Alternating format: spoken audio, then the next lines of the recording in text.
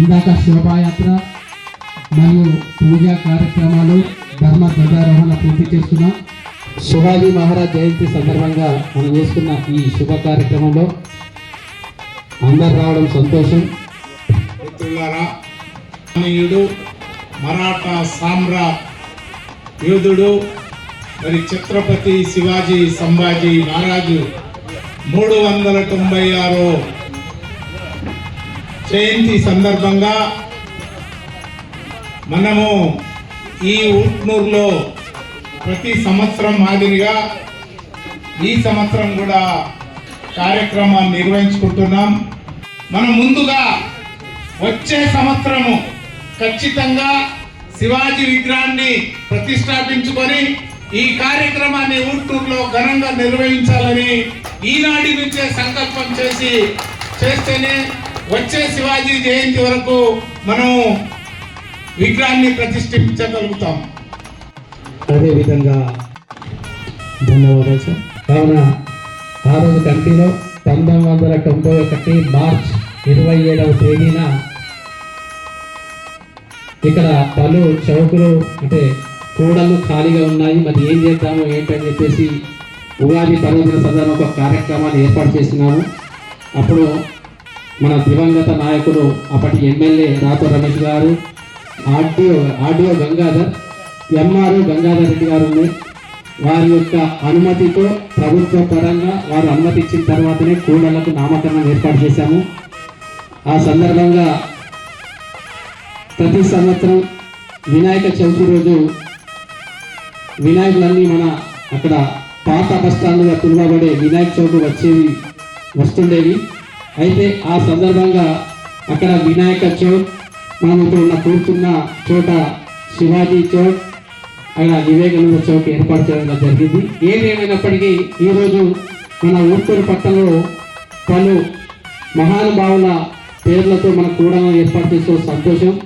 ఆ సంతోషాన్ని మరింత సంతోషంగా పంచుకోవాలంటే గత కొన్ని రోజులుగా విగ్రహాలు లేక వెలవెలలాడుతున్నాయి. కాబట్టి గత 10 సంవత్సరాలుగా ఇక్కడ కార్యవర్గము, పాలక వర్గము, సర్పంచులు వాళ్ళు లేకపోవడం, అధికారులు కూడా వెనుక ముందు అవడం చాలా ఇబ్బంది అయింది. కాబట్టి ఇప్పటికైనా మా యువ నాయకులు శ్రీనివాస్ ఆధ్వర్యంలో విగ్రహం ఇక్కడ ఇబ్బంది అనుకుంటే ఎంత కూడా మేము ఏర్పాటు చేశాం. కాబట్టి ఎక్కడైనా కూడా ఇక్కడ శివాజీ చౌక్ శివాజీ విగ్రహానికి అనుమతులు ఇచ్చినట్లయితే విగ్రహ దాతలు ఉన్నారు, అందరూ ఉన్నారు, సహకరించే వాళ్ళు ఉన్నారు. కాబట్టి మీరు మీ ద్వారా మీ యొక్క ఏదైతే మీ పాలకవర్గ సమావేశంలో అనుమతి కోసం కృషి చేస్తారని ఆశిస్తూ, అదేవిధంగా ప్రతి ఏడాది వివేకానంద చౌక్ కూడా చిత్రపటాలు ఏర్పాటు చేస్తున్నాం. ఆ చిత్రపటాలు చింపేస్తున్నారు, మళ్ళీ అదొక న్యూసెన్స్ అవుతుంది, శాంతి భద్రతలకు భగ్నం కలుగుతుంది. కాబట్టి పర్మనెంట్గా ఒక ఆలోచన చేయండి. మీకు ఇప్పుడు 2 నెలలే సమయం అయిపోయింది, ఇంకా దాదాపు 4 సంవత్సరాల 10 నెలలు ఉన్నాయి. కాబట్టి ఆ 4 సంవత్సరాల 10 నెలల్లో 10 రోజులు మా కోసం కేటాయించినట్టయితే ఇక్కడ ఉన్న 3 కూడలలో వినాయక చౌక్ గురించి కూడా మాట్లాడలేదు. కానీ ఈ శివాజీ మరియు వివేకానంద చౌక్లో వచ్చే సంవత్సరం మీ ఆధ్వర్యంలో విగ్రహాలు ఉండాలని కోరుకుంటున్నాం. ఉండాలి, అది మీరు గమండ్ అనుకోండి, డిమాండ్ అనుకోండి, ప్రాధాన్యతని విజ్ఞప్తి అనుకోండి. కాబట్టి మీరు మాత్రం ఈ విషయంలో మాత్రం ముందుకు వచ్చి మాకు సహకరించాలని కోరుకుంటూ, వాసులు, తమ్ముళ్ళు, అన్నలు అందరికీ పేరున్న నా యొక్క శివాజీ మహారాజ్ సందర్భంగా శుభాకాంక్షలు తెలుపుకుంటూ, ఇవాళ మనం చాలా రోజుల నుంచి అన్న చెప్పారు ఇప్పుడే 91 నుంచి ఇక్కడ అది స్టాచ్యూ పెడదామని అనుకుంటున్నాము. అని ఇంతవరకు మరి ఆ టైం రాలేదు, సందర్భం కుదరలేదు కావచ్చు. ఆ సమయం వచ్చినప్పుడు ఎట్లన్నా తప్పకుండా అవుతుంది. ఈ రోజు సర్పంచ్ కూడా లేకుండా మన గ్రామానికి మంచి యువ నాయకుడు, మంచి జోష్లో ఉన్న సర్పంచ్ మనకు వచ్చిండు. కాబట్టి సీను అన్న కూడా మంచి ఉట్నూరుకి అదేంటి డెవలప్ చేయాలని చెప్పేసి నా కూడా ఆశ, నా కోరిక కూడా. ఉట్నూరుని మంచి డెవలప్ చేయాలి. అదేవిధంగా మనకు అన్న అడిగినట్టు స్టాచ్యూ అక్కడ చౌరస్తాలో కాకుండా కొద్దిగా ఇటు సైడ్ పెడితే బాగుంటుంది. ఎందుకంటే అలా ట్రాఫిక్ జామ్ అవుతుంది, మనకి ఏ ప్రోగ్రామ్ చేసుకుందామన్నా అట్లా ఫ్రీగా ఉండదు. కాబట్టి అక్కడ పెడితే బాగుంటుందని నా ఉద్దేశం.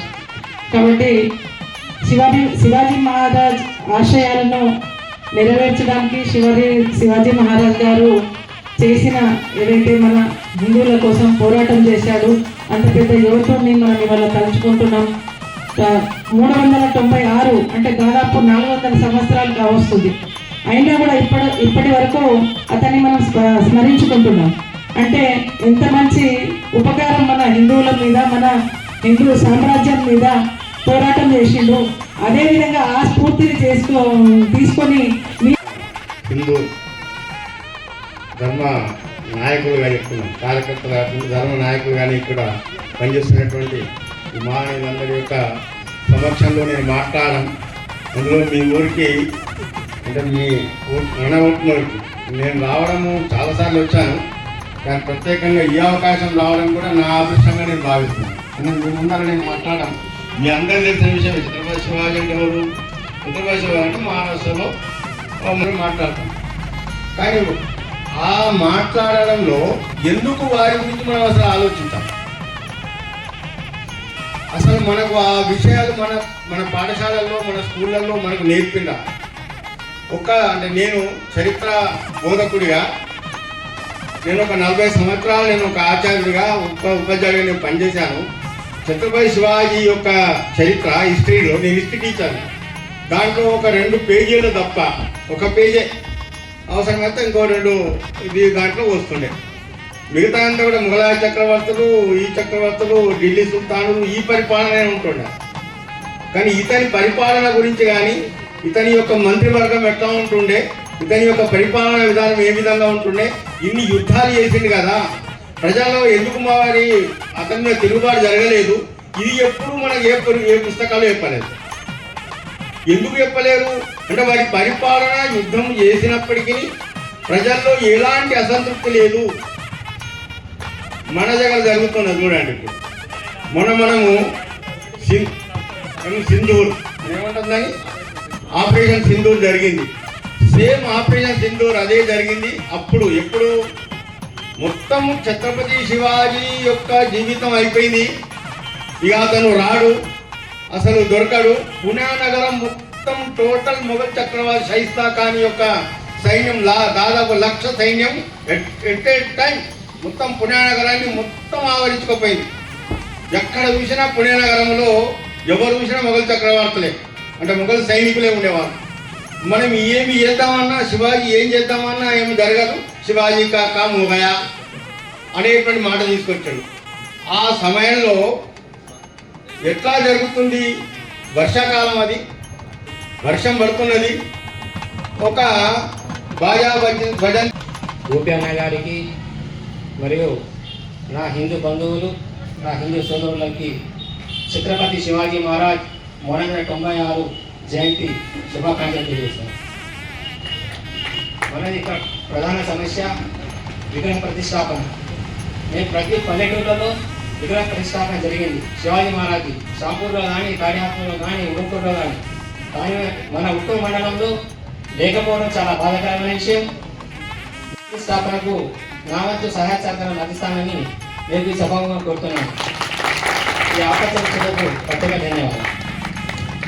ముఖ్యమైన వాళ్ళని కూర్చోబెట్టి మనం ఏదైతే అనుకుంటున్నాం వారి పేర్లను సూచించి కార్యక్రమం నిర్వహించడం ఇప్పుడు సందర్భం కాదన్నారు కాబట్టి దాన్ని వాయిదా వేస్తూ ఈ కార్యక్రమానికి సహకరించిన దాతలతో పాటు పిలువగానే విచ్చేసినటువంటి మా ముఖ్య అతిథి, యువ నాయకులు, మా మిత్రులు, హెడ్ సొసైటీ పేరుతో సేవా కార్యక్రమాలు చేస్తున్న అనితా శ్రీనివాస్ గారికి, మరియు వక్తగా వచ్చేసిన ఇస్కాన్ గారికి, అదేవిధంగా గుండ్లవ శ్రీధర్ నాయక్ గారు ఉర్దూ సొసైటీ అధ్యక్షుల గారికి, రామి నాగన్న గారు విశ్వ హిందూ పరిషత్ అధ్యక్షుల గారికి, విగ్రహ ప్రతిష్టాపన కమిటీ అధ్యక్షులు మరియు ఉత్సవ సమితి పూర్వ అధ్యక్షులు అరికెల అశోక్ గారికి, మరియు సహకరించిన వచ్చేసిన ప్రతి ఒక్కరికి కూడా పేరు పేరున ధన్యవాదాలు తెలియజేస్తూ ఇంత